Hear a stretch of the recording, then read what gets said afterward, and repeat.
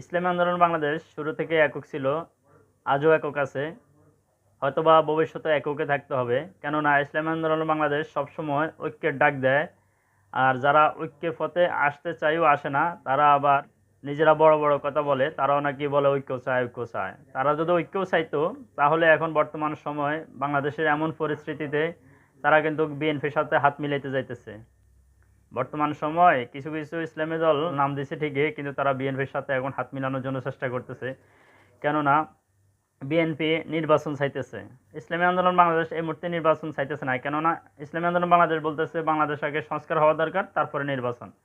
অথচ ওই ধরনের ইসলামী দলগুলা যারা বলে আমরা ঐক্য চাই, কিন্তু ঐক্য চাই বলে এখন বিএনপির সাথে হাত মিলাইতে যাইতেছে, তাহলে তারা বলুক বাংলাদেশ কি আগে সংস্কার দরকার নাকি ইলেকশন দরকার। আর বিএনপি তো ইলেকশন চাইবেই, কেননা সার্জিস আলম যে বলছিল একটি কথা, 5ই আগস্টের আগে ওই দলটাকে কখনো দেখাই যায়নি, তারা ইন্দুরের গর্তে লুকিয়েছিল। আর 5ই আগস্টের পরে এখন তাদের ত্যাগী হলো সবচেয়ে বড় ত্যাগী।